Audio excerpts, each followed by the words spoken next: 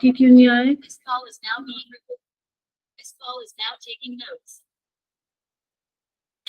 दिव्या तो नहीं,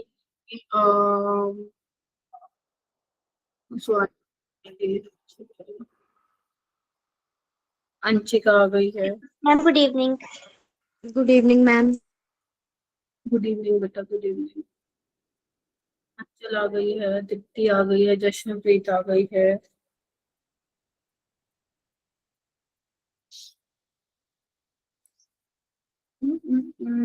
wait for 1 more minute, ठीक है, एक बार आ जाए बच्चे। Good evening, good evening.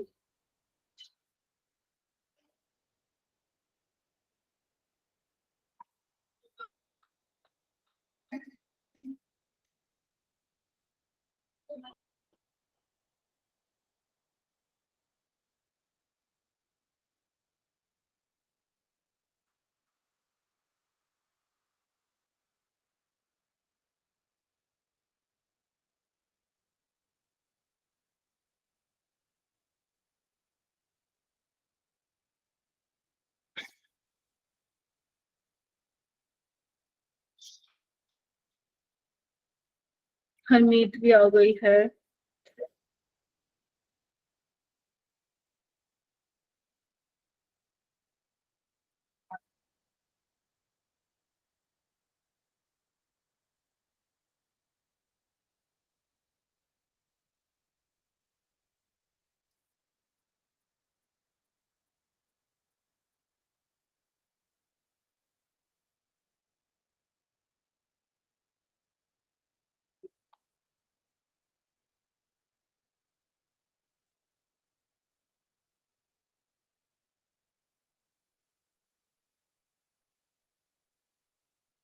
ठीक है, दिवाली खत्म, छुट्टियां भी खत्म। तो जो आप लोगों को टास्क दिए हुए हैं आपके टीचर्स ने, जिन लाइक जो आपके मेंटर्स हैं, तो प्लीज वो टास्क करो, नहीं तो डांट खाओगे। ठीक है, डांट खाओगे। और फिर तुम लोग क्या करते हो, क्लास में आना बंद कर देते हो जब तुमसे फेस नहीं होती है चीजें तो। ठीक है, सो प्लीज वो हमें दिखना, तुम्हारे बैच में भाई कुछ भी नहीं दिख रहा है मेरे को कि तुम कुछ कर रहे हो या नहीं कर रहे हो, सिर्फ 2-4 बच्चों को छोड़ के। तो प्लीज ट्रैक पे आ जाओ एंड जो भी टास्क आप लोगों को दिए हुए हैं टीचर्स ने, उसको कंप्लीट करके अच्छे से ईमानदारी से करके आप सबमिट कीजिए। ठीक है, मैं फिर बोल रही हूँ, 2-3 महीने रह गए हैं तुम्हारे एग्जाम को। अगर पढ़ लोगे तो सही कॉलेज में चले जाओगे, वरना फिर तुम्हें ही दिक्कत होगी बेटा। सो हम लोगों ने, मैंने 21 अक्टूबर को एक्स्ट्रा क्लास लगाई थी जिसमें मैंने एलिमिनेशन रिएक्शन कंप्लीट करा दिया था। करवाना तो मेरे को और भी था, बट क्योंकि स्टूडेंट्स कम थे तो फिर इसलिए मैंने सिर्फ एलिमिनेशन रिएक्शन करवाया था। आज मैंने क्या करवाना है, आज मैंने 2 टॉपिक कवर करवाने हैं क्योंकि सैटरडे तक I will complete this chapter, यानी कि कल। तो आज मेरे को 2 चीजें करानी है, 2 टॉपिक कराने हैं, aromatic nucleophilic substitution reaction and electrophilic addition reaction. So जो भी आप लोगों को टॉपिक्स करवाए जा रहे हैं तीनों सब्जेक्ट्स में, तो मान के चलो जब टीचर स्टार्टिंग कराता है टॉपिक का तो वो आपके एनसीईआरटी बेस्ड होता है।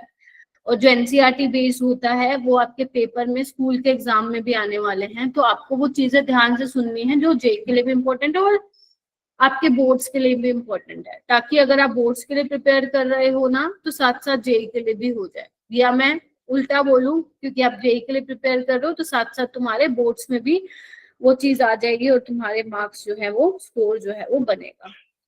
ठीक है, चलिए स्टार्ट करते हैं।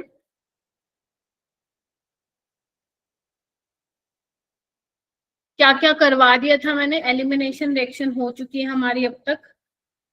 ठीक है, अपन ने क्या कर लिया था, SN1 SN2 कर, SN1 SN2 हो चुकी है।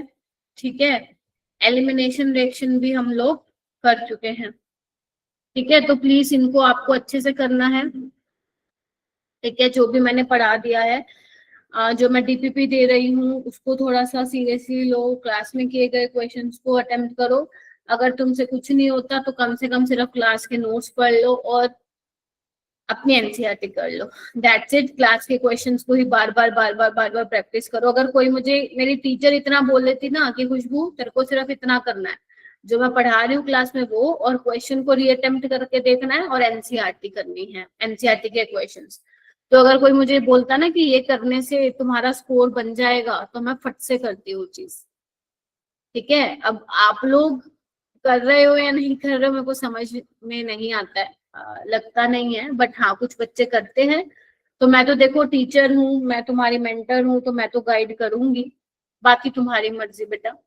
आगे चलते हैं, न्यूक्लियोफिलिक एरोमेटिक सब्स्टिट्यूशन, या you can say aromatic nucleophilic substitution. इसको हम SN-AR रिएक्शन भी बोलते हैं। SN मतलब सब्स्टिट्यूशन, N मतलब न्यूक्लियोफिलिक, AR मतलब एरोमेटिक, है ना। चलिए, तो इसको पढ़ाने से पहले अपन कुछ बेसिक चीज हमें पढ़नी है, जो कि तुम्हें समझ में आ जाए। ध्यान रखना, यहाँ पे बोर्ड्स में से बनता है 2-3 नंबर का सवाल, तो ध्यान से सुनिएगा। तो देखो, अगर मैं सिंपल एक इक्वेशन मतलब एक रिएक्शन लिखती हूँ, लेट्स से मेरे पास ये है, एल्काइल हैलाइड है और इसमें मैं एक्वस NaOH डाल रही हूँ। तो आप लोग क्या करते हो, आप लोग सिंपल कहते हो कि मैम यहाँ तो सब्स्टिट्यूशन रिएक्शन हो रही है, तो यहाँ पे क्या हो जाएगा, CH3CH2OH बन जाएगा। ये सिंपल आपकी न्यूक्लियोफिलिक सब्स्टिट्यूशन रिएक्शन है ना। Yes, ma'am. Yes ma'am. ये आप लोग बोलते हो, ठीक है। चलिए, अगर मैं बोलती हूँ, मान लो तुम्हारे पास ये है, अब तुम्हारे पास ये है एराइल हैलाइड, या यू कैन से इसको क्लोरोबेंजीन है। अगर मैं बोलूं बेटा, क्या अगर मैं इसकी रिएक्शन करवाती हूँ NaOH के साथ, तो क्या ये रिएक्शन हो पाएगी? तो आंसर आता है no, it is not take place at room temperature. अगर तुम रूम टेम्परेचर पे ये रिएक्शन करवा रहे हो तो ये नहीं हो पाएगी। क्यों नहीं हो पाएगी? क्यों नहीं हो पाएगी? यहाँ पे कुछ रीजंस हैं। तो क्वेश्चन यहाँ पे क्या अराइज हुआ कि why aryl halides are reactive. ये तुम्हारा बोर्ड्स का क्वेश्चन बन रहा है, यहाँ से फिर तुम्हें जेई पे लेके जाऊंगी, ठीक है। Least reactive towards nucleophilic substitution reaction. Harsh, क्या डाउट है बेटा? मैम डाउट नहीं है, मुझे इसका आंसर पता है। अच्छा, वेरी गुड। देखो, ये एराइल हैलाइड है, मैं कह रही हूँ सिंपल एल्काइल हैलाइड में सब्स्टिट्यूशन करना आसान होता है, एराइल हैलाइड में नहीं होता है। इसका रीजन क्या है? तो इसके 3-4 रीजन है जो तुम्हारी एनसीईआरटी में दिया हुआ है। जेई के लिए तुम्हें एक भी मालूम होगा तो काम चल जाएगा। एक बात देखो मेरा बेटा, सबसे पहला रीजन क्या है, ध्यान से देखो। क्लोरीन के पास क्या है? इलेक्ट्रॉन है, लोन पेयर है, तो ये क्या कर सकता है, रेजोनेंस में पार्टिसिपेट करेगा, बेंजीन रिंग में इलेक्ट्रॉन डेंसिटी देगा। तो होगा क्या, जब तुम इसके रेजोनेटिंग स्ट्रक्चर बनाओगे तो जिसमें से एक रेजोनेटिंग स्ट्रक्चर ये बनेगा, देखना एक बार, देखो, यस और नो। तो यहाँ पे क्या हुआ है, कार्बन और क्लोरीन के बीच में क्या आ गया है, डबल बॉन्ड करेक्टर आ गया है। अब तुम देखो, पहले अब ये सिंगल बॉन्ड नहीं रहा है मेरा बेटा, ठीक है। अब यहाँ पे डबल बॉन्ड करेक्टर आ गया है, तो अब क्या होगा, अब ये बॉन्ड और भी स्ट्रॉन्ग हो गया है सिंगल से। तो जब न्यूक्लियोफाइल आएगा और तुम चाहते हो कि ये निकल जाएगा, तो आसानी से नहीं निकलेगा, क्योंकि बॉन्ड स्ट्रॉन्ग है, तुम्हें बहुत एनर्जी खर्च करनी पड़ेगी। यस और नो, ठीक है। Yes, sir. दूसरा आप क्या बोल सकते हो? दूसरा आप यहाँ पे बोल सकते हो हाइब्रिडाइजेशन मैम, sp3। हाइब्रिडाइजेशन। जबकि यहाँ पे देखो, यहाँ पे क्या हाइब्रिडाइजेशन sp2 है, और जबकि जो तुम्हारा एल्काइल हैलाइड है, मैंने ये वाला एग्जांपल लिया था, ये sp3 है। sp2 ज्यादा इलेक्ट्रोनेगेटिव होता है, मतलब इलेक्ट्रॉन डेंसिटी होल्ड करके रखेगा अपने पास। यस और no? Yes ma'am. Yes, ma'am. और जबकि sp3 में ऐसा नहीं है, ये इलेक्ट्रॉन डेंसिटी अपनी तरफ होल्ड करके रखेगा, बॉन्ड स्ट्रॉन्ग होगा, ठीक है। बॉन्ड स्ट्रॉन्ग होगा तो इतनी आसानी से ब्रेक नहीं होगा। तो हाइब्रिडाइजेशन के कॉन्सेप्ट से भी तुम इसको एक्सप्लेन कर सकते हो, राइट। रेजोनेंस के भी फैक्टर से कर सकते हो, ठीक है। हाइब्रिडाइजेशन के कॉन्सेप्ट से भी कर सकते हो, और मान लो तुम कहते हो कि मैम हम तो एक काम करते हैं, यहाँ पे ना SN1 करवा के हम इसको बाहर भगा देते हैं, तो यहाँ पे क्या बन जाएगा, फिनाइल रिंग पे पॉजिटिव चार्ज आ जाएगा। और याद करो मैंने बोला था sp2 और sp कार्बन पे पॉजिटिव चार्ज स्टेबल नहीं होता, तो यहाँ पे जो ये फिनाइल कैटाइन बनेगा वो स्टेबल भी नहीं बनेगा, तो तुम ये भी नहीं बोल सकते हो, ठीक है। या Yes, फिर तुम सबसे सिंपल एक्सप्लेनेशन ये भी दे सकते हो कि मैम जो न्यूक्लियोफाइल आ रहा है वो क्या है, उसके पास भी इलेक्ट्रॉन डेंसिटी है, और जो यहाँ पे अटैक कर रहा है ये भी इलेक्ट्रॉन रिच सिस्टम है ना, पाई इलेक्ट्रॉन डेंसिटी है, तो इनके बीच में क्या होगा, आपस में क्या होगा, रिपल्शन होगा। किसके बीच, nucleophile and chlorine. बिटवीन आपका nucleophile and electron rich benzene ring. बोलो क्या कहते हो। अगर तुम्हारे स्कूल के एग्जाम में आए क्वेश्चन तो तुम्हें चारों पॉइंट्स एक्सप्लेन करके आने पड़ेंगे, तब जाके तुम्हें 3 नंबर मिलेंगे। बट जेई में आपका कोई एक्सप्लेनेशन नहीं चाहिए होता, आपको अगर कॉन्सेप्ट मालूम है तो आप सवाल वहां पे बना सकते हो। क्लियर है सभी बच्चों को, बोलो। Yes, Yes, ma'am. ma'am. Yes, ma'am. ठीक है, चलिए बहुत बढ़िया। मैम एक पोलैरिटी वाला भी था। क्या मैंने बेटा, मैम जो एक पोलर ज्यादा होता है एक पोलर कम होता है। क्या था बताओ। नहीं मैम, पोलैरिटी। हाइब्रिडाइजेशन के बेसिस पे बता दो ना तुम। नहीं मैम ठीक है। ठीक है, इलेक्ट्रोनेगेटिविटी का तो बता रहे हो ना इसमें तुम, sp2 वाला ज्यादा इलेक्ट्रोनेगेटिव होता है एज कम्पेयर टू sp3, उसके बेसिस पे कर दो। मेन ये 4 फैक्टर होंगे जो तुम एक्सप्लेन कर सकते हो, राइट।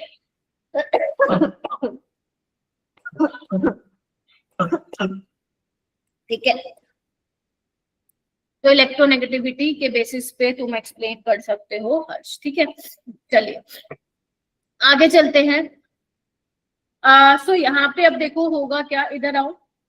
अगर मैं सबसे पहले रिएक्शंस की बात करूंगी, जो यहाँ पे आपकी हेलोएरिन्स की रिएक्शंस होंगी, तो उसकी मैं बात कर रही हूँ। तो यहाँ पे अगर मान लो मैं क्लोरोबेंजीन ले रही हूँ, अब सवाल ये आता है कि मैम क्या यहाँ पे रिएक्शन होगी ही नहीं क्या, यहाँ पे ये फिनोल बनेगा ही नहीं क्या, बात ये आती है।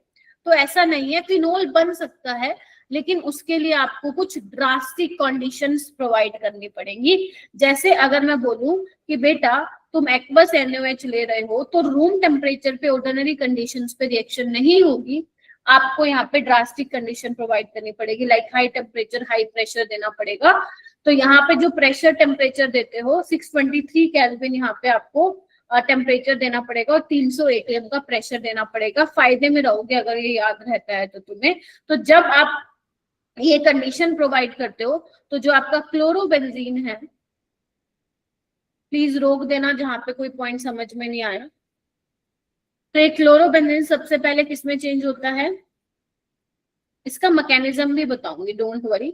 सबसे पहले ये चेंज होता है सोडियम फिनोक्साइड में। This is phenoxide ion, sodium phenoxide ion, right.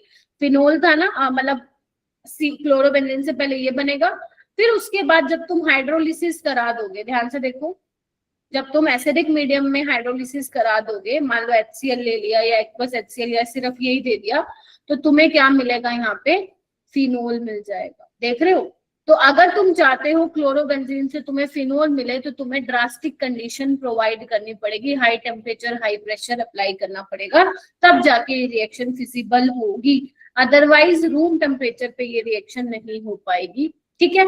और इसी रिएक्शन का एक नाम भी होता है डोज प्रोसेस। क्या होता है, डोज प्रोसेस, Dot process. ठीक है। बोलो। Yes, ma'am.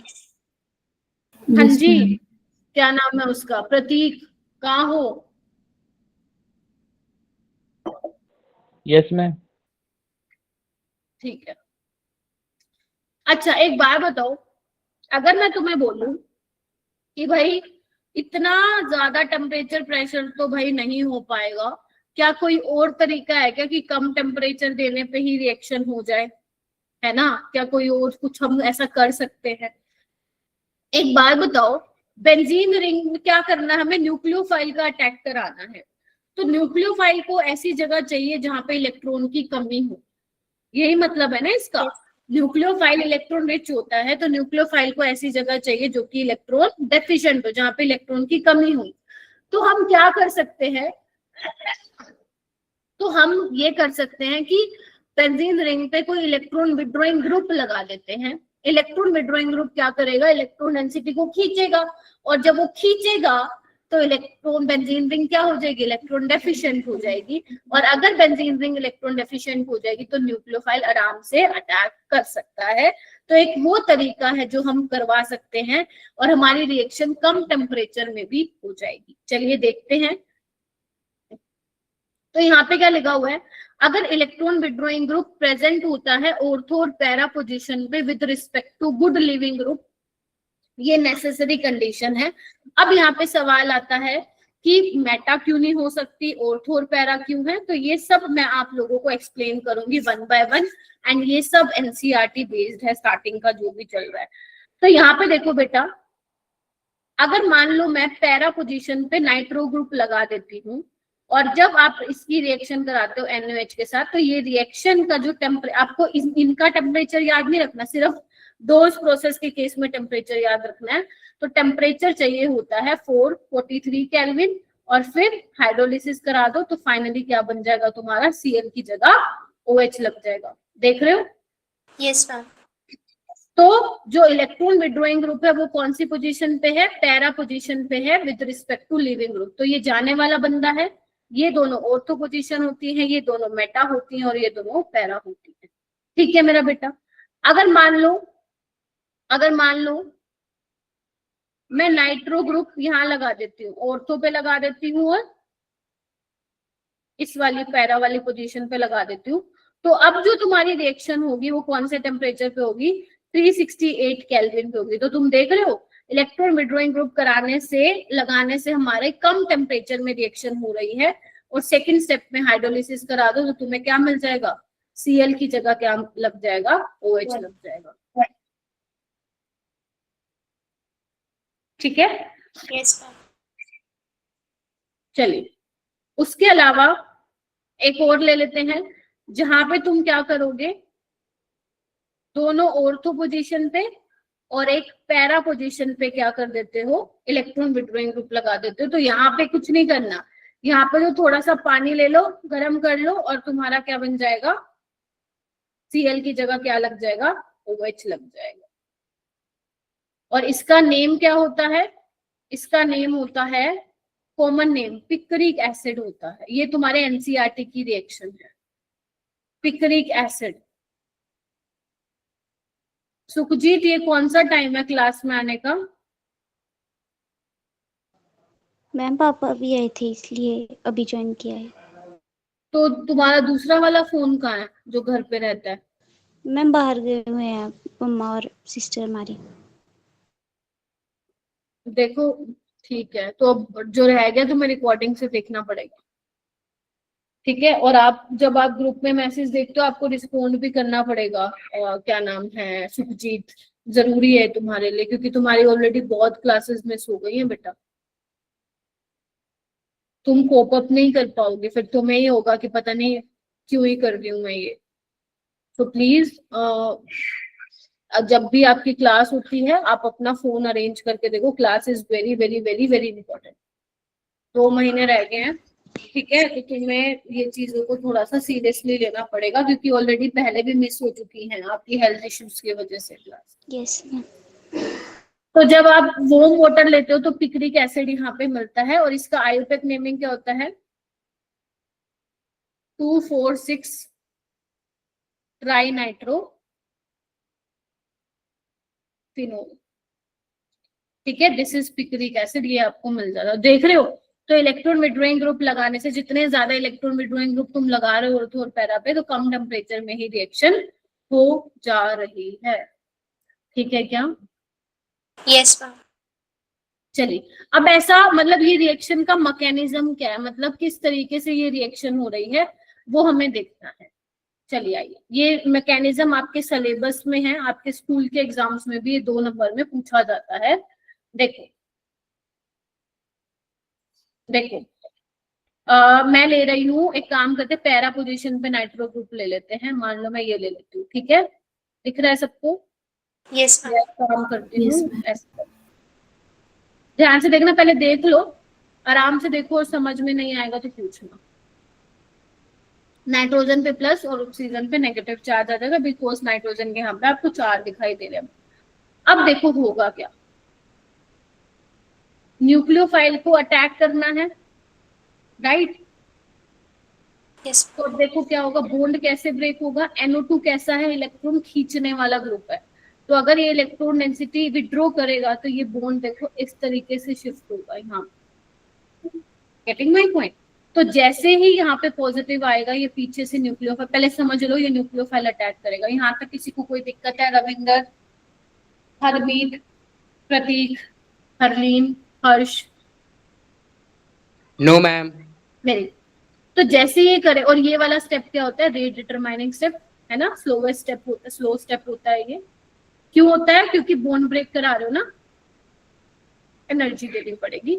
तो देखना क्या बन रहा है, मैं खुला खुला मतलब अच्छे से बना रही हूँ ताकि आपको समझ में आए। तो यहाँ पे नेगेटिव चार्ज आएगा, और यहाँ पे Cl, और यहाँ पे क्या लग जाएगा, न्यूक्लियोफाइल। देखो एक बार, और यहाँ पे NO2। बात ठीक है? yes, ma'am. चलो आगे देखो। अब क्या करोगे, इसके रेजोनेटिंग स्ट्रक्चर भी ये तो बन गया। अब रेजोनेटिंग स्ट्रक्चर बनाना है इसके, कैसे बनाओगे? ऐसे, ये यहाँ, ये यहाँ। देखो एक बार, आई होप ये आते हैं रेजोनेटिंग। अब तो मेरे को लगता है GOC काफी बच्चों ने कर लिया, जिन्होंने नहीं की वो कभी करेंगे भी नहीं। ठीक है, यहाँ पे आएगा, प्लीज देखिए। बोलो, यहाँ तक समझ में आया रेजोनेटिंग स्ट्रक्चर कैसे बनाया?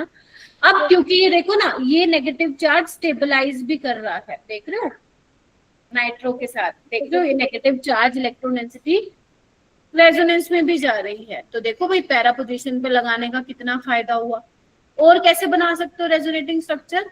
ये अब यहाँ, ये यहाँ बनाना,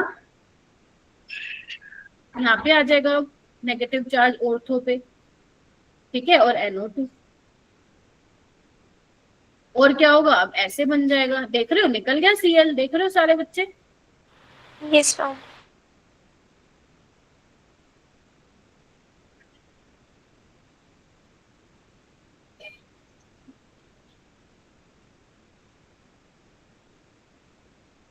बोलो क्या कहते हो? तो ये जो ये हो गया, क्या समझ में आया तुम्हें?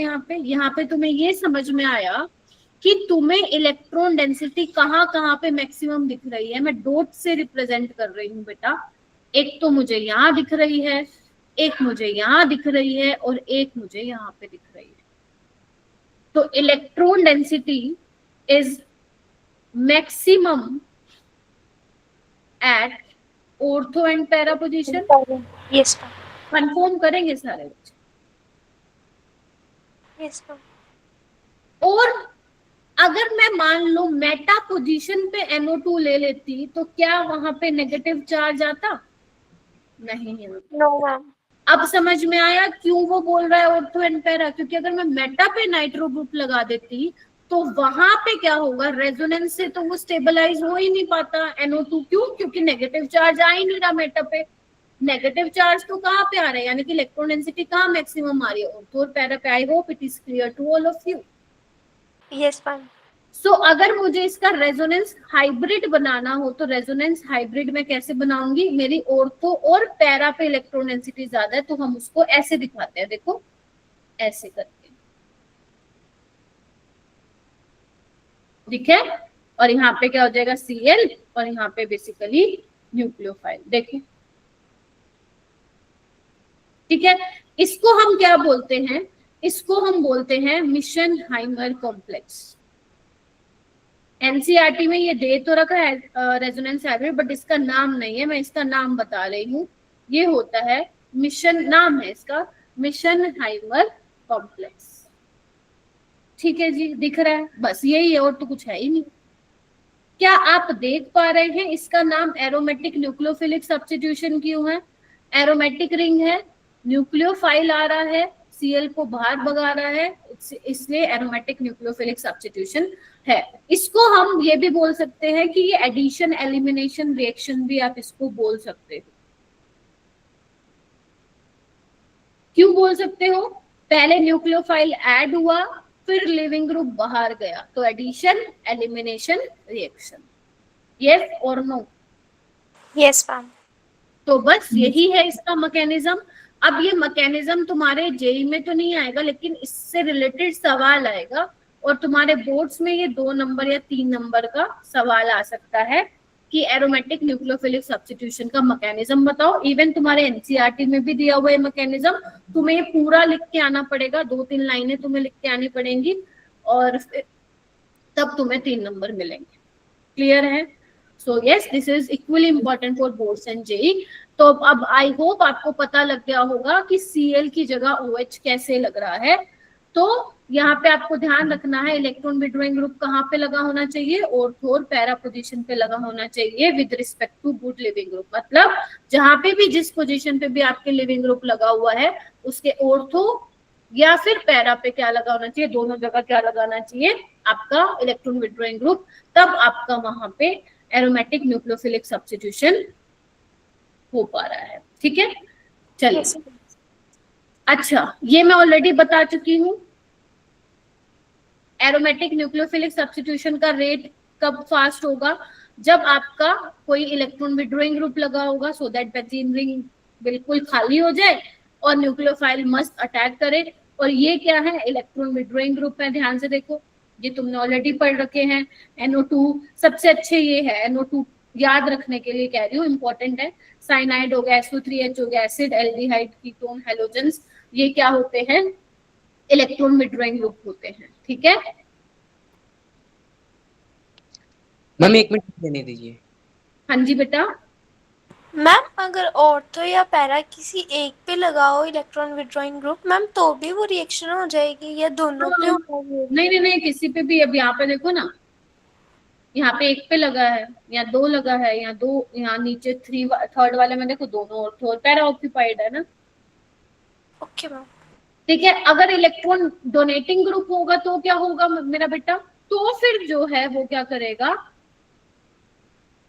रेट को घटा दे। ठीक है, जैसे इसके पास लोन पेयर है तो ये भी इलेक्ट्रॉन डोनेटिंग है, इसके पास लोन पेयर है ना। और एल्काइल ग्रुप भी क्या होता है आपका? इलेक्ट्रॉन डोनेटिंग ग्रुप होता है। क्यों मेरा बेटा, क्यों बोल रहे हैं? क्योंकि यहाँ पे देखो जो इंटरमीडिएट बन रहा है वो कार्बन आयन बन रहा है, देख रहे हो? कार्बन आयन बन रहा है यहाँ पे। और आपको पता है electron withdrawing group carbon ion की स्टेबिलिटी बढ़ाते हैं और electron donating group carbon ion की स्टेबिलिटी को क्या करते हैं? कम डिक्रीज। करते हैं। तो ये बातें आप लोगों ने पढ़ी हैं जीओसी में, है ना? वही लिखा हुआ है यहाँ पे। ठीक है, तो यहाँ पे कुछ इंपॉर्टेंट पॉइंट्स है जो तुम्हें लिखना होगा। क्या? सबसे पहला, रेट डिटरमाइनिंग स्टेप में क्या बन रहा है? कार्बन आयन बन रहा है। Is that clear? Yes ma'am. Yes, ma'am. तो formation of carbanion is rate determining step.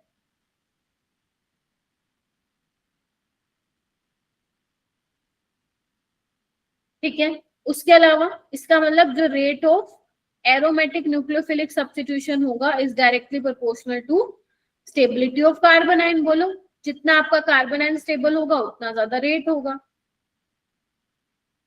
बोलो क्या कहते हो? Yes ma'am. ठीक है, अच्छा, ओके। सो अगर मान लो मैं बोलूं आपके पास एक ये है, ध्यान से देखना, यहाँ पे क्लोरीन लगा है, यहाँ पे ब्रोमीन लगा हुआ है और एक मैं ले रही हूँ जहाँ पे आयोडीन लगा हुआ है। ठीक है, सो अगर मुझे यहाँ पे बताना है ABCD, तो अगर मुझे बताना है रेट ऑफ SNAR यानी कि एरोमेटिक न्यूक्लियोफिलिक सब्स्टिट्यूशन, तो रेट किसका ज्यादा होगा? सोचो। मैम आयोडीन वाले का। हाँ, आयोडीन क्यों बोला तुमने? मैम सबसे ज्यादा उसका मोलर मास है और सबसे ज्यादा इलेक्ट्रॉन्स है उसके पास लोन पेयर में। ये किसने बताया तुम्हें हर्ष? मोलर मास कहाँ से आ गया भाई? मैम वो जल्दी से निकल जाएगा। क्योंकि उसका साइज बहुत बड़ा है। जल्दी से निकल जाएगा, आई एग्री, लेकिन रेट कौन डिटरमाइन कर रहा है? कार्बोनाइन। तो मैंने क्या, रेट किस पे डिपेंड कर रहा है? कार्बोनाइन की स्टेबिलिटी पे। तो सब में कार्बोनाइन बनेगा, है ना? तो एक बात बताओ, कार्बोनाइन को सबसे ज्यादा स्टेबल कौन करेगा? फ्लोरीन, क्लोरीन, ब्रोमीन या आयोडीन? लिविंग ग्रुप की एबिलिटी पे थोड़ी ना रेट डिपेंड कर रहा है, रेट तो कार्बोनाइन पे डिपेंड कर रहा है भाई। तो आपको पता है फ्लोरीन का जो माइनस आई इफेक्ट है वो ज्यादा होता है, बताओ होता है कि नहीं होता? Yes ma'am. तो वो Yes, ज्यादा ma'am. स्टेबलाइज करेगा ना कार्बोनाइन को। यहीं पे तो फंसते हैं बच्चे, जेई का क्वेश्चन है ये। हम लोग पता है क्या सोचते हैं? हमारी आदत होती है जो अभी तक पढ़ा के आई, आयोडीन अच्छा लिविंग ग्रुप है, चलो चलो चलो भगाओ। तो आयोडीन देखते ही हमारा दिमाग का घूमता है, उसी का रेट ज्यादा होगा। लेकिन ये अलग है, रिएक्शन ही अलग है बेटा।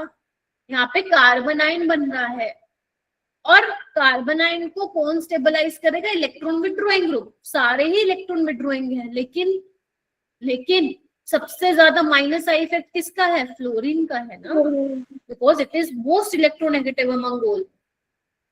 तो इसीलिए जो रेट ऑफ एसएनआर होगा उसका ऑर्डर ये होगा। आई होप इट इज क्लियर।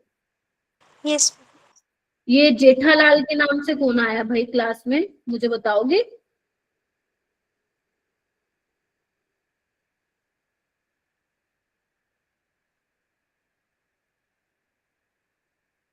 चंपली कौन है भाई? हैं? कौन हो तुम चंपली? कहाँ से आई हो? पहले कोई क्लास ली है तुमने? मैम चंपकलाल तो नहीं है।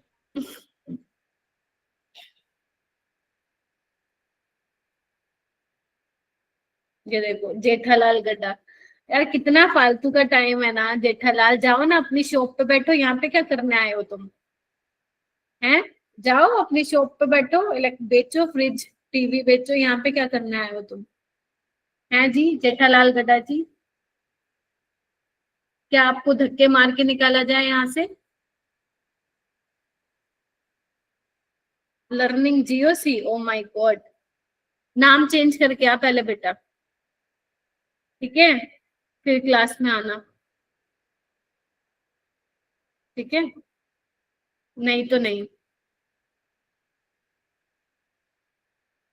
पता नहीं तुम लोग क्या करते हो, समझ में ही नहीं आता।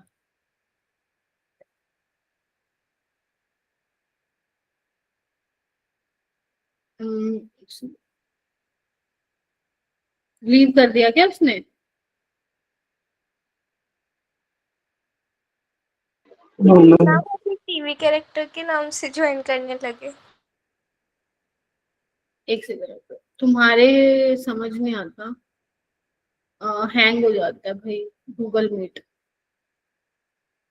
एक मिनट रुको।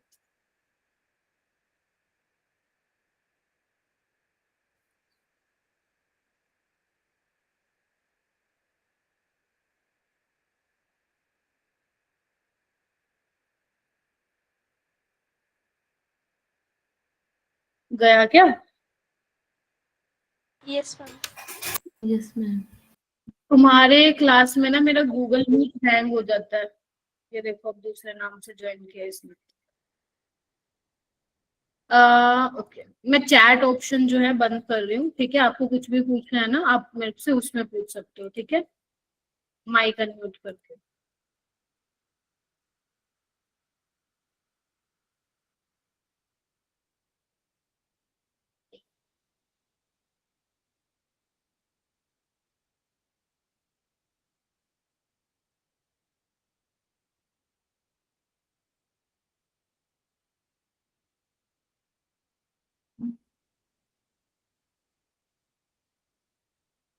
देखना आप कुछ चैट में लिख पा रहे हो बेटा?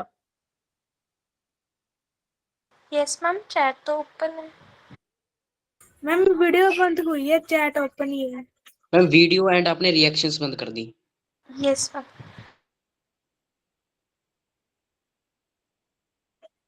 चैट का ऑप्शन कहाँ से बंद होता है?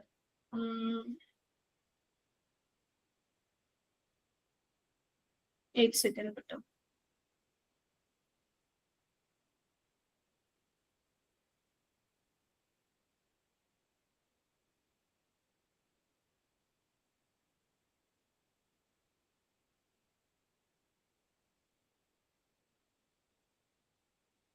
ठीक है, तो आपको कोई भी डाउट होगा ना आप अनम्यूट करके पूछना मुझसे, ठीक है। Okay ma'am.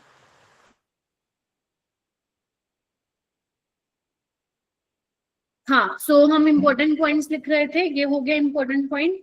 तो बस तुम्हें वही चेक करना है, कार्बन आयन की स्टेबिलिटी चेक करनी है आपको, ठीक है। और यहाँ पे और भी लिख सकते हो, more the number of electron withdrawing group at ortho para position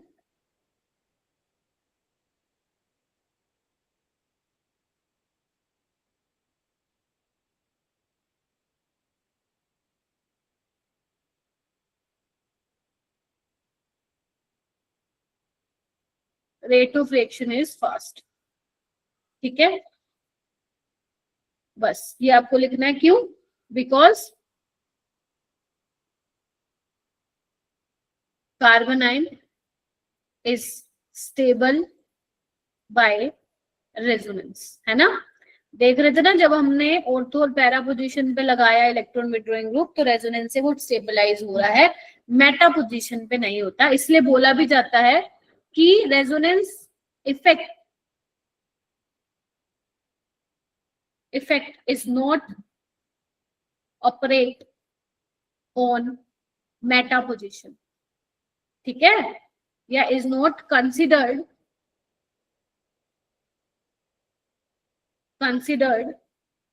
on Meta position, ठीक है। ये चीज बहुत इंपॉर्टेंट है, ध्यान रखना तुमको, ठीक है। चलिए आइए कुछ क्वेश्चन कर लेते हैं। The electron withdrawing substituent must be at ortho और para to the site of nucleophilic attack. अब देखो ये न्यूक्लियोफाइल है, अब हमें देखना है, इधर देखो ये लिविंग ग्रुप है ब्रोमीन, राइट, और ये ऑर्थो और पैरा पे NO2 लगा हुआ है, तो ब्रोमीन की जगह क्या लग जाएगा बेटा? न्यूक्लियोफाइल। और न्यूक्लियोफाइल क्या है? CH3O नेगेटिव, OCH3, बाकी जो जैसा है उसको वैसा ही लिखो, ठीक है।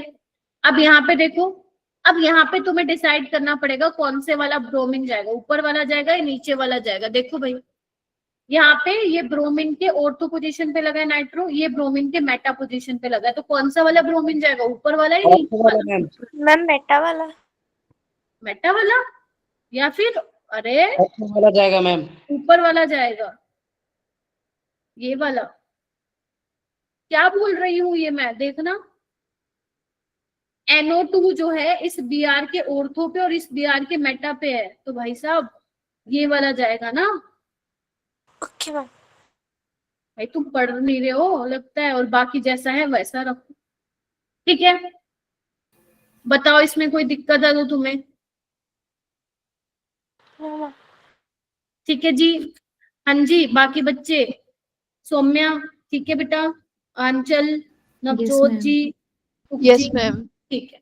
अब देखो ये वाला Yes, क्वेश्चन ma'am. करो, the compound which will have the lowest rate towards nucleophilic substitution on treatment with OH negative, सबसे कम रेट किसका होगा ये तुम्हें बताना, ऑर्डर बताना है बेसिकली हमें, ठीक है।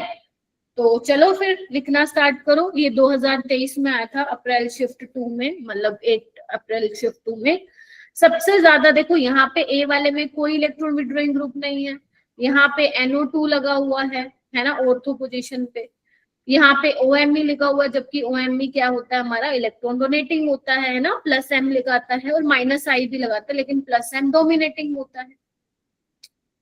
ध्यान रखना, किसको आपको ध्यान में रखना है, कार्बन आयन की स्टेबिलिटी को। यहाँ पे देखो जो जाने वाला है लिविंग ग्रुप, उसके ऑर्थो और पैरा पोजीशन पे लगा हुआ है, तो सबसे ज्यादा रेट किसका होगा? B का, फिर B का होगा, फिर A का होगा, लास्ट में क्या होगा? C का होगा। क्यों? ये तो डिक्रीज कर रहा है स्टेबिलिटी को, तो DBAC क्या हो जाएगा, इसका करेक्ट ऑर्डर हो जाएगा। क्लियर है? हो जाएगा ये Yes, सवाल। ma'am. Yes. ये वाला क्वेश्चन करो, लोवेस्ट रेट बताना है तुम्हें towards nucleophilic aromatic substitution. Ma'am, fourth option. क्यों होगा फोर्थ ऑप्शन सौम्या? मैम वो मेटा पोजीशन पे लगाए हैं। वेरी गुड, इतने ही क्विकली आपको आंसर करना है। यहाँ पे पैरा पोजीशन पे है, यहाँ पे ऑर्थो पैरा पे है, यहाँ पे ऑर्थो पैरा पे है। तो जो इनमें कार्बन आयन होगा स्टेबलाइज होगा बाय रेजोनेंस, है ना। यहाँ पे सिर्फ -I इफेक्ट लगेगा, राइट। तो ये उतना कार्बन आयन को स्टेबल नहीं करेगा जितना NO2 ऑर्थो और पैरा पे होगा। तो फोर्थ ऑप्शन क्या होगा इसका करेक्ट हो। ये वाला क्वेश्चन करते हैं जो कि 2020 में पूछा गया था। इससे पहले एक चीज मेरी बात मतलब ध्यान से लिख लो नोट करके, कि जो एल्काइल हैलाइड्स होते हैं, जब भी तुम एल्काइल हैलाइड देखो और एलाइल हैलाइड देखो और तुम्हें सब्स्टिट्यूशन कराने के लिए मिले तो समझ जाना सबसे पहले एल्काइल हैलाइड पे ही होगा। Alkyl halide are more reactive towards nucleophilic substitution reaction than aryl halide. समझ रहे हो? एल्काइल हैलाइड हमेशा ज्यादा रिएक्टिव ही रहेंगे, इसका रीजन मैं ऑलरेडी तुम्हें बता चुकी। क्लियर है मेरा बेटा? चलिए आइए, तो अब बात आती है तुम्हें क्या करना है, वही सेम बताना है। Decreasing order of reactivity of the following compound towards nucleophilic substitution. Prateek बताओ क्या होगा इसका आंसर।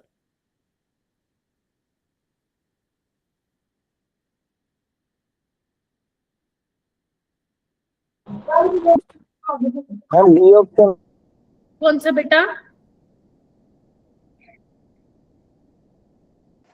डी कौन सा? ऑप्शन कौन सा? मैम, अरे डी आवाज- ऑप्शन। सेकंड या फोर्थ ऐसे करके बोलो ना।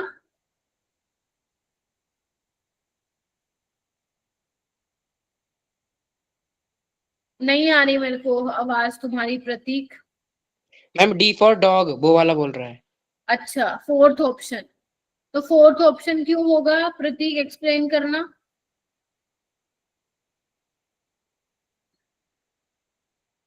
इतना वेट तो देखो मैं नहीं कर सकती। रविंदर आप बताओ। Ma'am first option. First option explain कर बेटा। मैम मतलब फोर्थ वाला दोनों मेटा पर है, वेरी उसमें गुड। तो हो गई। वो फर्स्ट वाले में कुछ नहीं होगा, वो थर्ड पे आ जाएगा।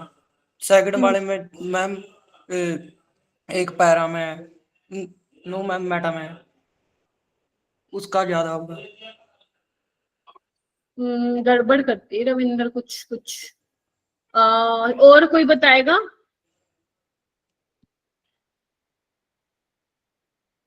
बाकी बच्चे। मैम वो ये ऑप्शन एलिमिनेशन से ही हो जाएगा, फोर्थ वाले का सबसे कम है क्योंकि वो मेटा में है तो वो एक ही नहीं, बट वाई फोर्थ ऑप्शन का क्यों होगा सबसे कम? फर्स्ट का होगा ना। कम से कम यहाँ पे NO2 तो लगे हुए हैं। NO2 का -I इफेक्ट तो होता है मेटा पे, विच स्टेबलाइज द कार्बन आयन ना। यहाँ पे तो कुछ लगा ही नहीं, तो हाउ कैन यू से फोर्थ का लास्ट होगा? फर्स्ट का लास्ट होगा भाई। मैंने एक बार भी बोला ये बात, जहाँ पे मेटा पे होगा वहां पे होगा ही नहीं, मैंने बोला यू हैव टू कंपेयर। यहाँ पे तो कुछ है ही नहीं ना फर्स्ट में। फोर्थ में मेटा पे NO2 है। NO2 क्या होता है? इलेक्ट्रॉन विड्रॉइंग ग्रुप नहीं होता है क्या? हाँ, ऑर्थो और पैरा पे रेजोनेंस लगेगा इसलिए वो ज्यादा स्टेबलाइज होगा। और दूसरी बात, पहली बात, यहाँ पे एरोमेटिक न्यूक्लियोफिलिक सब्स्टिट्यूशन थोड़ी ना है। यहाँ पे SN2 है simple. This is not aryl halide मेरा बेटा। एराइल हैलाइड ये होता है। पहले तो ये कंफ्यूजन दूर करो अपनी सारे बच्चे। आप देख पा रहे हैं सारे बच्चे यहाँ पे, this is not aromatic nucleophilic substitution reaction, this is simple SN2 reaction. समझे? पहले तो ये कॉन्सेप्ट अपना यहाँ पे ठीक करो। उसके बाद आपको पता है SN2 में electron withdrawing group increase the rate of SN2, याद करो वो दिन। यस। तो यहाँ पे तो बेचारे के पास कुछ है ही नहीं, तो फर्स्ट वाला तो सबसे पीछे आएगा और फोर्थ वाला उससे आगे। तो फोर्थ फर्स्ट पीछे आएंगे। फोर्थ फर्स्ट ये यहाँ पे क्या है? फोर्थ पीछे हटाओ, फोर्थ फर्स्ट, यानी कि ऑप्शन सेकंड और सी में से कुछ भी हो सकता है। अब पहले दूसरे और तीसरे को कैसे कंपेयर करोगे? देखो ये तो सेम है, मेटा पे लगा हुआ है, तो जो आपके मेटा पे लगा हुआ है दोनों में सेम है, तो उसके बेसिस पे तो नहीं कर पाओगे डिफरेंशिएट, यस और नो? यस तो अगर नहीं कर पाओगे तो फिर क्या करोगे? अब यहाँ पे देखो, यहाँ पे ऑर्थो पे लगा हुआ है, यहाँ पे पैरा पे, तो आपको पता है ऑर्थो और पैरा पे माइनस एम और माइनस आई लगाएगा। अब माइनस एम भी दोनों में कॉमन है, यानी कि डिसाइडिंग फैक्टर कौन होगा? इंडक्टिव इफेक्ट होगा। और हमें पता है इंडक्टिव इफेक्ट क्या होता है? डिस्टेंस डिपेंडेंट होता है, यस और नो? Yes ma'am. तो यहाँ पे माइनस आई ज्यादा लगेगा, है ना? तो यानी कि सबसे ज्यादा सेकंड का होगा, फिर फोर्थ का, सॉरी थर्ड का होगा, फिर फोर्थ का होगा, और फिर फर्स्ट का होगा। तो है क्या ऐसा कुछ ऑप्शन? हाँ है, ऑप्शन नंबर बी। समझ में आया? तो यहाँ पे काफी सारे कॉन्सेप्ट यूज हो गए। सबसे पहले ये एल्काइल हैलाइड होगा आपका, वो नहीं होगा लाइक क्या बोलते हैं, एराइल हैलाइड नहीं है। ध्यान से देखो, यहाँ पे बेंजाइलिक पोजीशन पे है, तो this is benzyl halide, not aryl halide, ठीक है? Yes ma'am. ओके, उसके बाद आपको पता है SN2 रिएक्शन में electron withdrawing group rate of SN2 को फास्ट करते हैं, तो फिर तुम्हें वो चेक करना है, ठीक है? यस तो this is benzyl halide, aryl halide नहीं है ये। एराइल हैलाइड तब होता जब बेंजीन रिंग के साथ ही अटैच होता तुम्हारा हेलोजन ना, तो वो एराइल हैलाइड कहलाता। अभी ये बेंजाइल पोजीशन है, बेंजाइल हैलाइड, ठीक है? तो एल्काइल हैलाइड है, बेंजाइल हैलाइड है, इनका जो रेट होता है टुवर्ड्स न्यूक्लियोफिलिक सब्स्टिट्यूशन रिएक्शन वो ज्यादा होता है एराइल हैलाइड से, तभी जान करके लिखवाई थी मैंने ये बात, ठीक है? चलिए, तो ये था, अब इतना हो गया। तो ये था आपका एरोमेटिक न्यूक्लियोफिलिक सब्स्टिट्यूशन, इतना ही आप लोगों के लिए सफिशिएंट है। अब आगे हेडिंग डालोगे सारे बच्चे, इलेक्ट्रोफिलिक एडिशन रिएक्शन।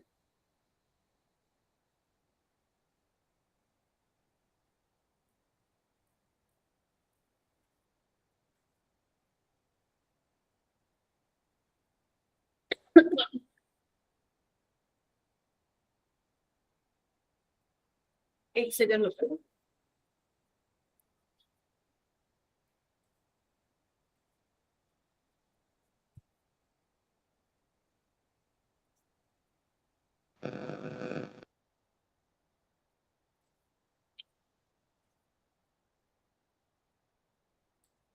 कहाँ गया तुम्हारा?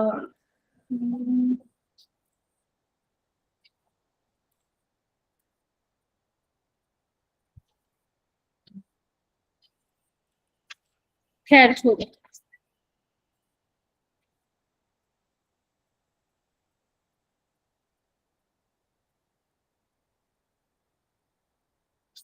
तो देखो, इलेक्ट्रोफिलिक एडिशन का मतलब क्या हुआ? ध्यान से देखो, इलेक्ट्रोफिलिक मतलब इलेक्ट्रोफाइल आएगा, और एडिशन का मतलब ऐड होगा, यस और नो? यस तो मैम। इलेक्ट्रोफाइल ऐड होगा, मतलब तुम एक बार बताओ, इलेक्ट्रोफाइल कहाँ ऐड होगा? इलेक्ट्रॉन रिच स्पीसीज के पास जाएगा, yes ma'am. Right? So basically हम लोग इलेक्ट्रोफिलिक एडिशन रिएक्शन किस में हम पढ़ रहे हैं? एल्कीन और एल्काइन में पढ़ते हैं। तो यहाँ पे हम देखते हैं कि कैसे रिएक्शन होगी। मान लो लेट से तुम्हारे पास ये है CH3 CH double bond CH2, ये तुम्हारे पास एल्कीन है मेरा बेटा, ठीक है?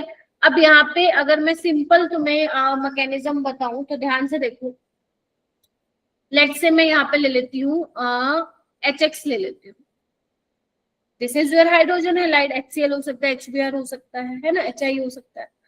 तो यहाँ पे अब ध्यान से देखो, होगा क्या? ये क्या है? पाई इलेक्ट्रॉन डेंसिटी है। आपको पता है pi electron like pi bond क्या होता है? लूजली बाउंड होता है। तो पाई इलेक्ट्रॉन ब्रेक करेगा, है ना? तो जैसे ही पाई इलेक्ट्रॉन ब्रेक करेगा, तुम्हारे पास दो ऑप्शन आता है, या तो ये ऐसे ब्रेक करेगा या फिर ये ऐसे ब्रेक करेगा, ठीक है? देखो, अगर वो ए वाली साइड ब्रेक करता है तो तुम्हारे पास ये मिलेगा। ध्यान से देखो, CH2 पे जो नेगेटिव आएगा वो H प्लस ले लेगा, यानी कि H3 बन जाएगा। देख रहे हो, बिकॉज H प्लस और X नेगेटिव है, ठीक है? Yes ma'am. ठीक है, अच्छा। और अगर मान लो B की साइड ब्रेक करेगा तो ये बन जाएगा, क्या कहते हो बताओ? Yes ma'am. Yes, ma'am. तो अब यहाँ पे हमें देखना है कि क्या बनेगा। तो यहाँ पे बेसिकली कार्बोकेटाइन की फॉर्मेशन होती है, तो हमें बॉन्ड को उस साइड से ब्रेक करवाना है जहां पे हमें स्टेबल कार्बोकेटाइन मिल रहा हो, राइट। सो हमें यहाँ पे स्टेबल मिल रहा है बिकॉज ये सेकेंडरी डिग्री है और ये प्राइमरी डिग्री है। सेकेंडरी डिग्री वाला कार्बोकेटाइन ज्यादा स्टेबल है और ये वाला हमारे पास क्या है, लेस स्टेबल। यस और नो? यस। Yes, ma'am. ठीक है। सो यानी कि बॉन्ड कैसे ब्रेक होगा, बॉन्ड एक ही साइड ब्रेक होगा क्योंकि मुझे मोर स्टेबल यहाँ पे कार्बोकेटाइन मिल रहा है। तो जब तुम्हें कार्बोकेटाइन मिल गया उसके बाद क्या होगा, कुछ नहीं, Br मतलब X नेगेटिव है, न्यूक्लियोफाइल अटैक करवा दो और तुम्हारे पास क्या बन जाएगा, ये बन जाएगा। देखना एक बार। Yes, सो यहाँ पे क्या हुआ है देखा जाए तो H प्लस तुम्हारा यहाँ पे इलेक्ट्रोफाइल है, तो इलेक्ट्रोफाइल तो यहाँ पे इस जगह पे चला गया। तो इस तरीके से क्या होती है, रिएक्शन होती है। तो यानी कि तुम्हें यहाँ पे ये ध्यान रखना है कि स्टेबल कार्बोकेटाइन कहाँ पे बन रहा है, उस तरीके से तुम्हें फिर क्या करना है, सॉल्व करना है। ठीक है, देखो भाई। इसको लिख लो फटाफट से, फिर मैं आगे चलूंगी।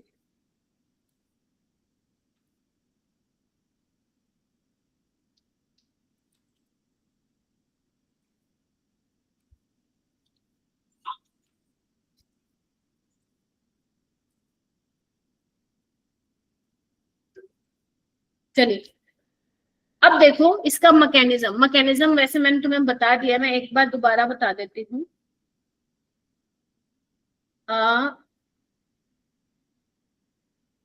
देखो ये है तुम्हारे पास और यहाँ पे लेफ्ट से मैंने ले लिया HBr। ठीक है, अब बॉन्ड को ब्रेक किस तरीके से कराना है, जहां पे हमें स्टेबल कार्बोकेटाइन मिलेगा। ठीक है, तो देखो आपके उसमें बुक्स में कैसे दिखाते हैं, ऐसे करके दिखाते हैं। ठीक है, लेकिन आपको सिखाने के लिए मैं ऐसे सिखा रही हूँ कि ये बॉन्ड कैसे ब्रेक कर रहा है, ऐसे, बिकॉज यहाँ पे स्टेबल कार्बोकेटाइन मिल रहा है। देखो, यस और नो?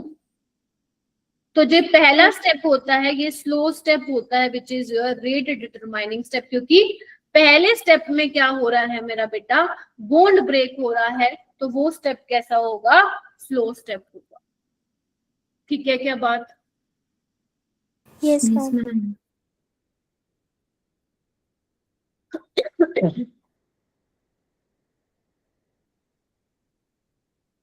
भाई बहुत हैंग हो रहा है बेटा आज मेरा लैपटॉप। स्टेप 2 में क्या होगा, जो ये कार्बोकेटाइन बना है, अब क्या होगा, न्यूक्लियोफाइल क्या है तुम्हारा Br नेगेटिव, वो क्या करेगा, इस पर अटैक करेगा। और ये स्टेप कैसा होगा बेटा, फास्ट स्टेप होगा। यस और नो? ये तुम्हारे एनसीईआरटी की रिएक्शन है, बोर्ड्स में पक्का आएगा यहाँ से सवाल। ठीक है, क्यों फास्ट स्टेप है, क्योंकि ये कार्बोकेटाइन बन चुका है और कार्बोकेटाइन क्या होता है मेरा बेटा, इलेक्ट्रॉन डेफिशिएंट होता है, तो ये चाहेगा फटाफट से इसकी जो इलेक्ट्रॉन डेफिशिएंसी है वो क्या हो जाए, खत्म हो जाए। क्या कहते हो? Yes ma'am. Yes, ma'am. तो ये तुम्हें ध्यान रखना है। तो यानी कि ये वाली रिएक्शन कितने स्टेप में हुई हमारी, 2 स्टेप में ये रिएक्शन हुई। ठीक है, 2 स्टेप में ये रिएक्शन हुई। ठीक है, पहले में क्या हुआ, कार्बोकेटाइन बना, ध्यान रखना आपको स्टेबल वाला कार्बोकेटाइन बनाना है। ठीक है, अगर आपने दूसरे वाला कार्बोकेटाइन बना तो मेजर नहीं बनेगा। जैसे यहाँ पे देखो, जो ये मोर स्टेबल था, इधर देखो ये वाला, ये आपका मेजर बनेगा, है ना। और अगर आप इससे बनाते हो CH3 CH2 CH2X, तो ये क्या बनेगा, आपका माइनर बनेगा, मतलब बहुत कम अमाउंट में ये बनने वाला है। क्लियर है? तो इस तरीके से आप लोगों को करना। लिख लिया इतना? और अगर मान लो मैं इसका एनर्जी प्रोफाइल डायग्राम बनाऊं तो एनर्जी ओके बना भी सकते हो, तुम बना सकते हो, तुम्हें बहुत बहुत बार पढ़ा दिया है। अब रिएक्शन कैसी है, एक्सोथर्मिक है एंडोथर्मिक है, तुम एक बार बताओ। पाई बॉन्ड ब्रेक किया है, पाई बॉन्ड ब्रेक किया है तो क्या हुआ है, सिग्मा बॉन्ड बना है ना पाई बॉन्ड ब्रेक करने के बाद। देखो ये देखो, तो रिएक्शन कैसी है, एक्सोथर्मिक है, यस और नो। Yes ma'am. तो अगर एक्सोथर्मिक है तो प्रोडक्ट की एनर्जी कम दिखानी पड़ेगी, रिएक्टेंट की एनर्जी ज्यादा। और कितने स्टेप में ये रिएक्शन हुई है, 2 स्टेप पे हुई है। पहला स्टेप क्या है, स्लो है तो एक्टिवेशन एनर्जी आपको ज्यादा दिखानी पड़ेगी, दूसरे वाला फास्ट है तो उसका बैरियर कम दिखाना पड़ेगा, ठीक है। सो यहाँ पे क्या हुआ है, रिएक्टेंट, यहाँ पे प्रोडक्ट, और ये क्या है तुम्हारा इंटरमीडिएट, है ना, इंटरमीडिएट। जो कि कार्बोकेटाइन बनेगा। ये तुम्हारी हाइड्रोकार्बन की रिएक्शन है वैसे देखा जाए तो। और ये क्या है तुम्हारी ट्रांजिशन स्टेट। तो यानी कि ट्रांजिशन जितने स्टेप में रिएक्शन होती है उतनी ही ट्रांजिशन स्टेट होती है। Number of steps is equal to transition state. ध्यान रखना, ये बात बहुत काम में आएगी मेरे बेटा। और ट्रांजिशन स्टेट से एक कम क्या होती है, इंटरमीडिएट है।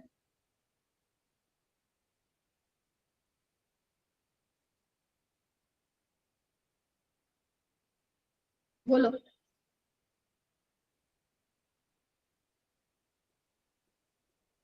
अभी तो तुम थोड़ा कैच करने लग गए हो, राइट? ठीक है, यस मैम। चलिए आइए। नेक्स्ट है इंपॉर्टेंट पॉइंट्स में सबसे पहले, क्योंकि जो स्लो स्टेप है उसमें कार्बोकेटाइन बन रहा है और slow step rate determining step होता है, तो जो रेट होगा इलेक्ट्रोफिलिक एडिशन रिएक्शन का वो किस पे डिपेंड करेगा, स्टेबिलिटी ऑफ कार्बोकेटाइन पे, ठीक है। और आपको पता है जो इलेक्ट्रॉन डोनेटिंग ग्रुप होते हैं वो क्या करते हैं, स्टेबिलिटी ऑफ कार्बोकेटाइन को इंक्रीज करते हैं, ठीक है। और इलेक्ट्रॉन विड्रॉइंग ग्रुप जो होते हैं वो डिक्रीज करते हैं स्टेबिलिटी ऑफ कार्बन आयन को।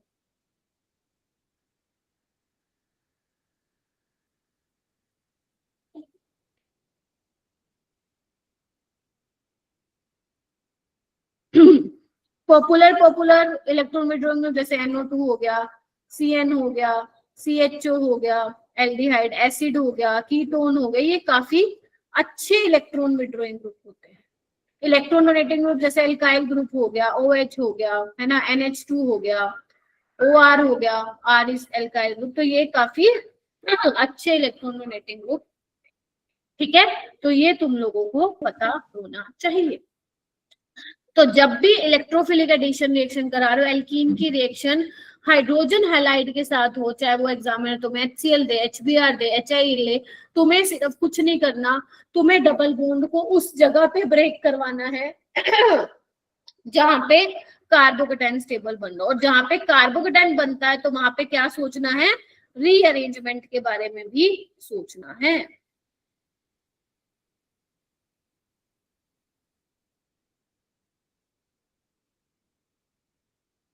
ठीक है, यस मैम।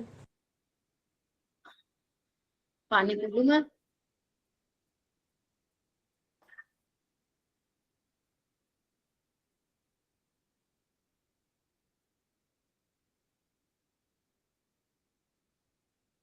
आकाश ठीक है क्या?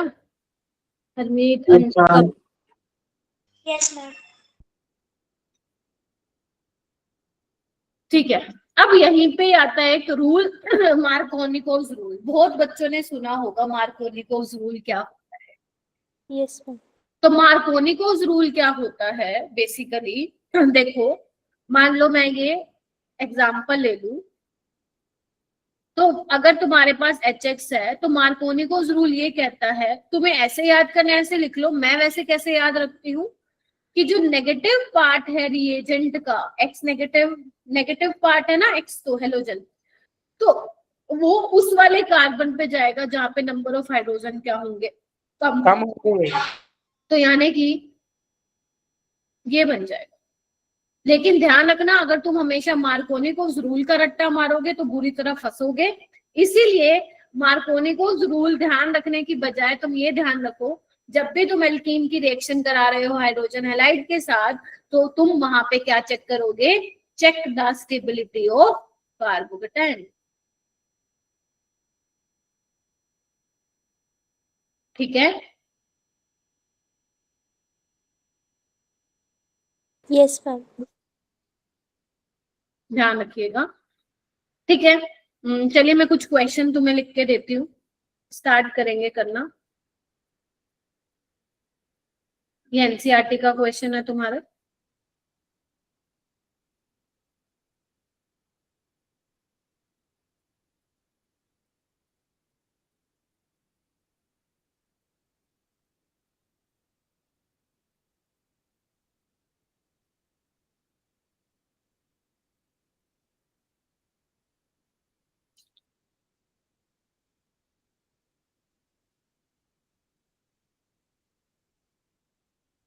करना है इसको सोल्व। कहाँ बोन ब्रेक करूं मैं कि मुझे स्टेबल मिल जाए कार्बोकेटाइन?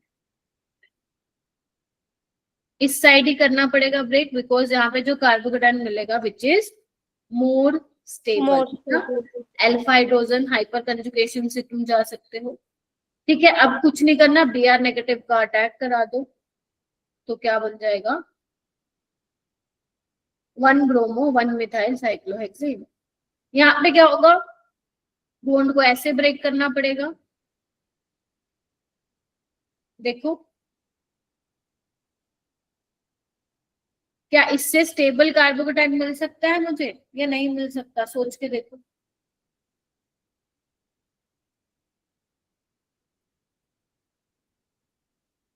यहाँ पे कितने अल्फा हाइड्रोजन है? यहाँ पे कितने अल्फा हाइड्रोजन है? इस पे देखो 3 4 5 5 अल्फा हाइड्रोजन है। अगर मैं ये हाइड्रोजन की शिफ्टिंग करा देती हूँ, 1,2 हाइड्राइड शिफ्ट करा देती हूँ, यही तो काम है, यही तो तुम्हें देखना पड़ेगा। तो CH3 यहाँ पे पॉजिटिव चार्ज, CH2 CH3। अब यहाँ पे कितने अल्फा हाइड्रोजन? 3 3 6 और 2 8 अल्फा हाइड्रोजन।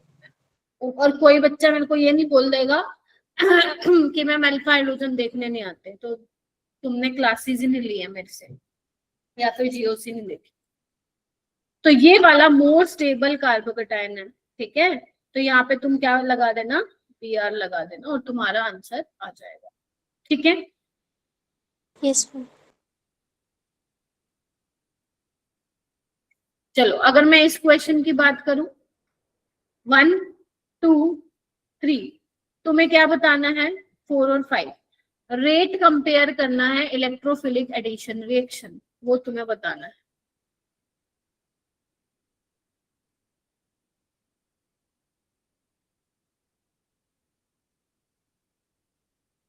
पहले में देखो किसका रेट फास्ट होगा, कुछ रेट किस पे डिपेंड कर रहा है, पहले तो तुम्हें ये पता होना चाहिए, पता चले रट्टा मार रहे हो। रेट डिपेंड करता है स्टेबिलिटी ऑफ कार्बोकेटाइन पे। तो यहाँ पे ये कार्बोकेटाइन बनाओगे, यहाँ पे ये बनाओगे, यहाँ पे तो कोई भी बना दो। तो तुम बताओ किस केस में कार्बोकेटाइन स्टेबल बनेगा? ABC किसमें? मैम ए वाले में। क्यों? मैम अल्फा हाइड्रोजन से ज्यादा। वेरी गुड, एग्री करते हो? ए वाले में स्टेबल Yes, कार्बोकेटाइन बनेगा, इसलिए रेट उसी का फास्ट होगा। सेकंड वाले में बताओ किस साइड में बॉन्ड ब्रेक करूं?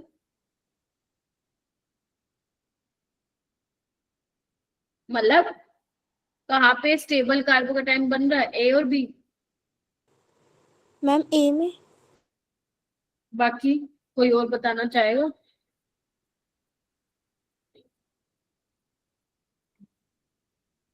भाई तुम लोग एनसीईआरटी लेवल भी नहीं पढ़ रहे हो, क्या करूं मैं? अभी तो आज मैंने जेई का कुछ खास पढ़ाया भी नहीं, आज तो मैं तुम्हारे बेसिक्स ही क्लियर करा रही हूँ, तुम लोग उसमें भी फंस रहे हो। अरे बनाओ ना कार्बोकेटाइन, पेन वेन नहीं हिलाओगे तो नहीं आएगी भाई ऑर्गेनिक, समझ में बात है सीधी सी। यहाँ पे पॉजिटिव चार्ज ज्यादा स्टेबल होगा तो उसका रेट फास्ट होगा। यहाँ पे Cl है, -I से डिस्टेबलाइज करेगा कार्बोकेटाइन को, तो उसका रेट स्लो होगा। यहाँ पे जो पॉजिटिव चार्ज आ रहा है रेजोनेंस से स्टेबलाइज कर रहा है उसको। यहाँ पे sp2 कार्बन, यहाँ पे देखो पॉजिटिव चार्ज आएगा और यहाँ पे इस पे आएगा, दोनों पे ही स्टेबल नहीं है, लेकिन sp पे तो बिल्कुल स्टेबल नहीं होता है कार्बोकेटाइन पॉजिटिव चार्ज, तो रेट इसका ज्यादा होगा। ठीक है, इस तरीके से करना है, समझ जाओगे। Yes ma'am. अब बात आती है एंटी मार्कोनिकोस रूल। क्या होता है एंटी मार्कोनिकोस रूल? मार्कोनिकोस का बिल्कुल उल्टा होता है। ध्यान रखना, जो ये वाला रूल है वो सिर्फ कहाँ अप्लाई करोगे? Apply only in case of HBr। Mike mute करो। वो भी कब? जब peroxide दिया हो। Applicable only for when HBr is present in the presence of peroxide। peroxide क्या हो सकता है तुम्हारा? H2O2, this is peroxide linkage बेटा, या फिर बेंजाइल peroxide भी दे सकते हैं।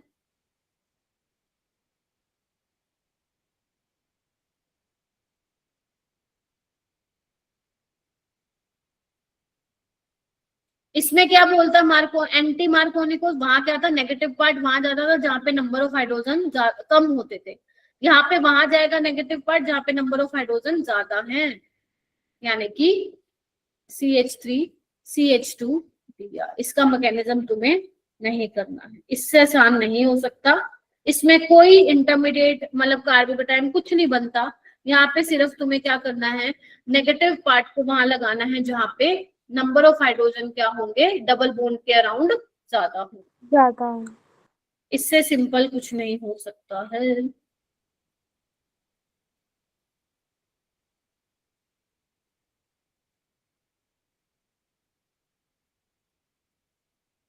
ठीक है, और ध्यान रखना HCl peroxide दिया हो या फिर HF peroxide दिया हो या फिर HI peroxide दिया हो, वहां पे एंटी मार्कोनिकोव रूल नहीं लगता है।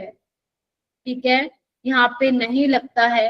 सिर्फ HBr और peroxide लिखा होगा तभी। अगर सिंपल HBr लगा होगा तब भी नहीं लगेगा एंटी मार्कोनिकोव रूल। तब तुम्हें simple stability of carbocation check करना है। तो HCl दे रखा हो peroxide की प्रेजेंस में, HF तो वैसे नहीं दिया जाएगा, या HI दे रखा हो peroxide की प्रेजेंस में, तो वहां पे सिंपल कार्बोकेटाइन की स्टेबिलिटी तुम्हें चेक करनी है। ठीक है जी। Yes ma'am. ये देखो, ये क्वेश्चन आया था 2024 में। क्या पूछा है? अब कुछ क्वेश्चंस की प्रैक्टिस करवाऊंगी, जल्दी से अपनी नोटबुक ओपन करो। 3-methyl hex2ene on reaction with in presence of peroxide form an addition product A। सबसे पहले तो तुम ये बनाओ स्ट्रक्चर 1 2 3 4 5 6।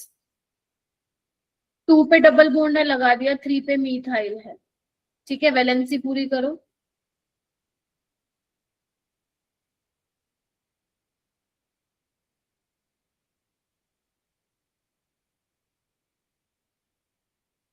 ठीक है, अब Yes, यहाँ ma'am. पे क्या दिया हुआ है? On reaction with in the presence of HBr, यहाँ पे हटा हुआ है, इसको लिख लेना। एंटी मार्कोनिकोव रूल लगेगा। Yes ma'am. तो Br कहाँ जाएगा? प्लीज सारे बच्चे थोड़ा एक्टिवली पार्टिसिपेट करो, मेरे को बिल्कुल भी मजा नहीं आता है यार जहाँ पे ज्यादा हाइड्रोजन Yes, होंगे। नहीं नहीं नहीं नहीं Amandeep, you are not the only child in this class, please बाकी बच्चे भी बोलो। ठीक है, सो सौम्य आप बताओ Br कहाँ पे जाके लगाऊं मैं? मैम जहाँ पे ज्यादा हाइड्रोजन है। यानी कि इस वाले पोजीशन पे ना, क्योंकि यहाँ पे एक हाइड्रोजन है, यहाँ तो ठीक है। एक भी नहीं है, तो यानी कि ये बन जाएगा। नीचे बना देती हूँ।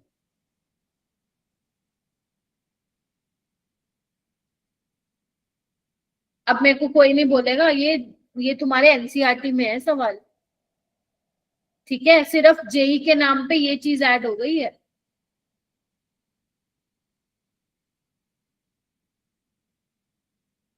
ठीक है, अब तुम्हें क्या बताना है? स्टीरियो आइसोमर पढ़ाया? स्टीरियो आइसोमर चेक Yes, करो। ma'am. कायरल सेंटर कितने हैं यहाँ पे? देखो 2 है। एसिमेट्रिकल है, एन की वैल्यू 2 है। फॉर्मूला क्या रखता है? 2 की पावर n, यानी कि 2 की पावर 2 क्या हो जाएगा? 4। तो यहाँ पे आंसर क्या आ जाएगा? 4। तो टोटल 4 स्टीरियो आइसोमर क्या है यहाँ पे पॉसिबल है? RR SS Yes, sir. RS SR।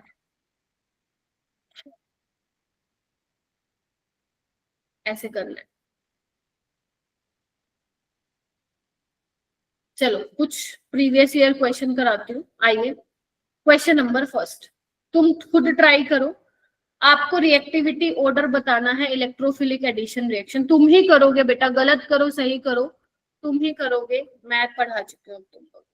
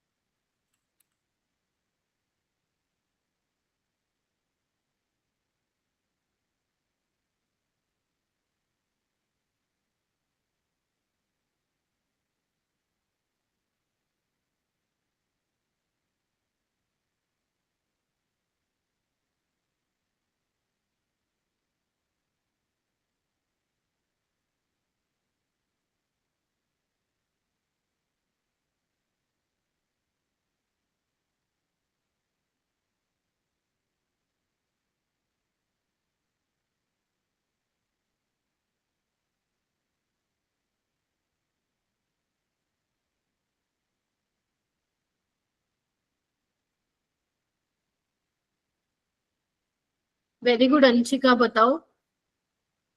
Ma'am B option. Explain करना पड़ेगा। फोर्थ वाले में प्लस आई फैक्टर आएगा, तो वो जो ये आ रहा है वो स्टेबिलिटी ऑफ कार्बोकेटाइन पे डिपेंड करता है, तो फोर्थ वाला ज्यादा आ जाएगा। सेकंड में भी मैम इसमें माइनस आई इफेक्ट आएगा। गड़बड़ कर दी ना, जो यहाँ पे कार्बोकेटाइन बनेगा हाँ जी। वो रेजोनेंस से स्टेबलाइज हो रहा है भाई, ये देखो ना। Yes ma'am, sorry. और ये नहीं नहीं नहीं क्या अच्छी बात है, तुमने इस अप्रोच और ये सिर्फ हाइपर कंजुगेशन और प्लस आई से हो रहा है, तो रेजोनेंस फैक्टर डोमिनेट करता है ना हाइपर कंजुगेशन रिडक्टेंस से, तो सेकंड पहले आएगा फिर फोर्थ आएगा बेटा। Okay ma'am. और ये तो माइनस आई से डिस्टेबल बेटा, माइनस आई से डिस्टेबलाइज करेगा और बेचारे इसके पास तो कुछ है ही नहीं, तो फर्स्ट वाला बीच में आ जाएगा। ठीक है, ऐसे करना था इस क्वेश्चन को, हो जाएगा। Yes ma'am. चलिए जेई 2025 का सवाल करो। PQRS 4 molecules are there, which one among the 4 molecule will react with HBr at the fastest rate? Check करो सारी जगह कार्बोकेटाइन बनो, वो वाला कार्बोकेटाइन बनाना जो कि स्टेबल होगा। चलो बनाओ, और फिर इस फैक्टर को ध्यान में रखना, रेजोनेंस या मेसोमेरिक, हाइपर कंजुगेशन और फिर इंडक्टिव। शाबाश, ट्राई करेंगे बच्चे।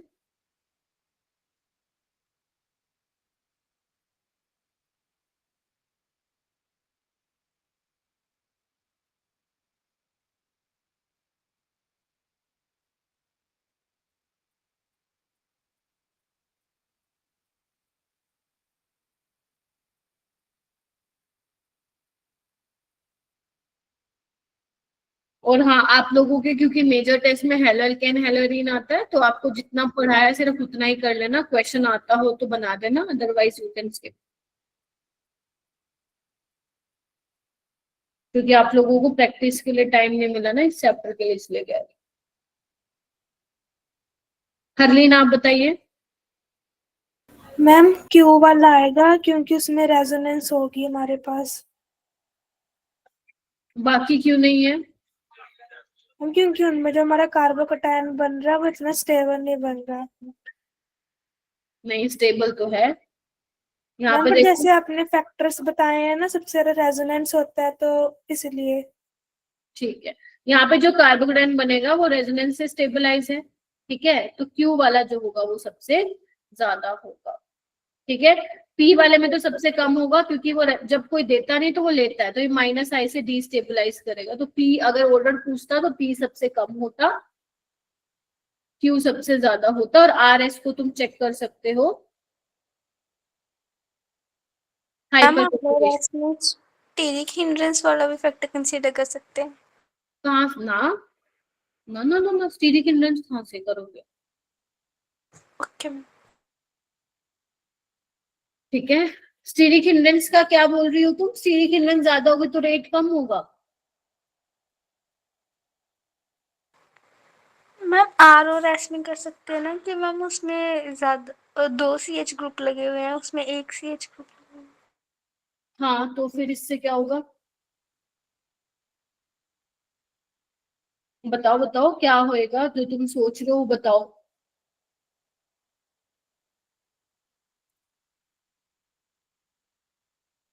ठीक है, मैम अल्फा। हाँ हाँ बोलो। होगी तो रेट कम होगा मैम, मैं दोनों में वो वाला फैक्टर सोचे।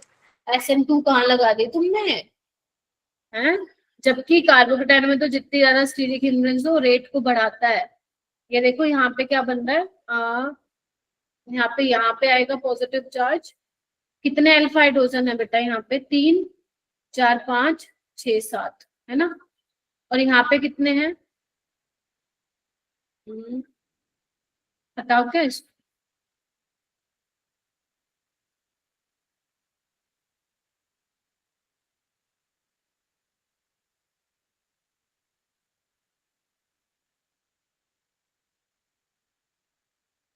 यहाँ पे 3 4 5 6। अरे भाई साहब ये जीत गया यार, क्यू वाला, ये वाला, आर वाला। देख रहे हो? यस। अल्फा हाइड्रोजन चेक किया ना तुम लोगों ने। स्टीरिक हिंड्रेंस वाला मत लगा देना, ठीक है? ओके। देख रहे हो? तो जब मैंने कार्बोकेटाइन बनाया तो बेसिकली क्या हुआ, पी वाला तो सबसे पीछे आ रहा है माइनस आई से। बाकी तुम चेक कर सकते हो कार्बोकेटाइन बना के अल्फा हाइड्रोजन कहाँ है ज्यादा रेजोनेंस है। ये सारे फैक्टर तुम्हें ध्यान में रखने पड़ेंगे, तभी इस टाइप के सवाल बनेंगे। ओके। Yes ma'am.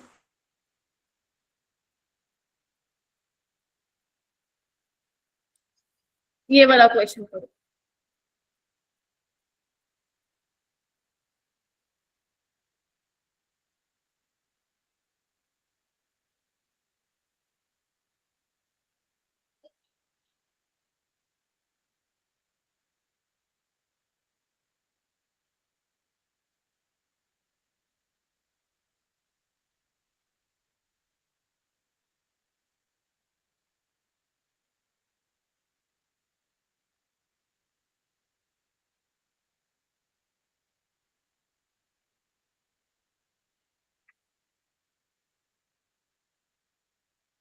HBr के 2 मोल लिए हैं, कहाँ कहाँ पे लगाऊं? देखो इस बॉन्ड को ऐसे ब्रेक करना पड़ेगा बिकॉज यहाँ स्टेबल बनेगा कार्बोकेटाइन, ध्यान से देखो,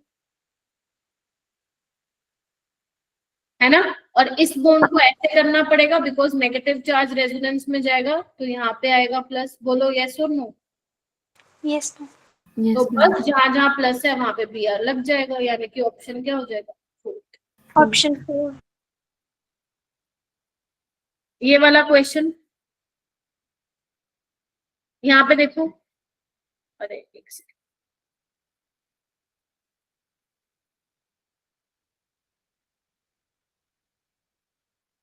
डबल बॉन्ड है, कैसे ब्रेक करूं?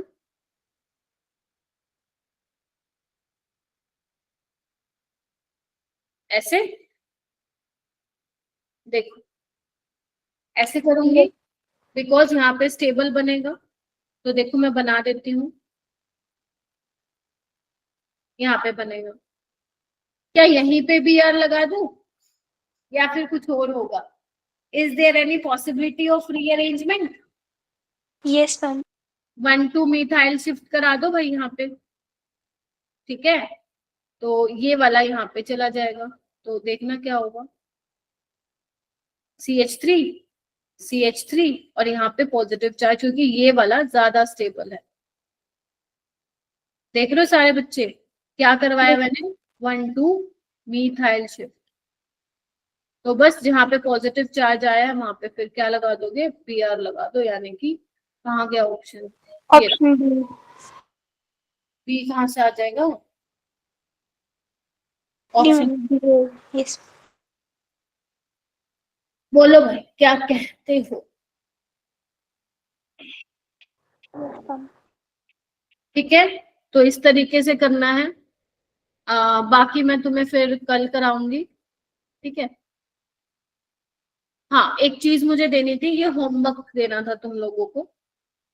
तुम्हारे NCERT में ही है ये चीजें। नोमेनक्लेचर तुम्हें खुद पढ़ना है। ये क्वेश्चन करना है, तुम्हारे बोर्ड्स में भी आएगा ये क्वेश्चन। तो यही सोच के कर लेना, ठीक है। प्रॉपर्टीज पढ़नी है, ये टेबल पढ़नी है, मेल्टिंग एंड बॉइलिंग पॉइंट पढ़ना है, ये तुम्हारा काम है। लाइक नोमेनक्लेचर, फिजिकल प्रॉपर्टीज, ये तुम्हें पढ़नी है, ठीक है। Yes ma'am.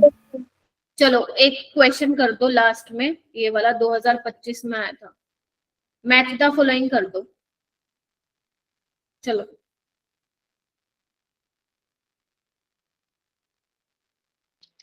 मैम डी वाले का तो ए आएगा। किसके वाले का? मैम डी का ए। या डी का ए? जितना नाइट्रो ग्रुप आपके ऑर्थो पैरा पोजीशन पे जितने ज्यादा नाइट्रो ग्रुप होंगे उतना कम टेम्परेचर पे रिएक्शन होगी। अभी तो पढ़ाया है यार, तुम लोग पढ़ा तो भी नहीं बताते हो। जो पहले वाला है डी, उसका वार्म वाटर से हो जाएगा।